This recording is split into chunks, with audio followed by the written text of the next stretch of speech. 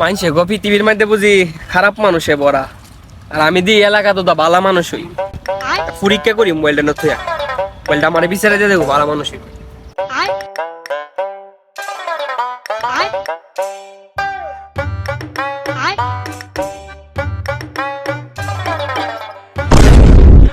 I সপনাশ, দেখতে দেখতে মরলে গেছে গা। এটা কোন এলাকা রে? মানুষ যে একটা একটা বালা। এই বেটা এই এলাকার মানুষ খুব ভালো, লগে তুইও ভালো, তুই অনেক দয়ালদার। আমি তোর কাকা।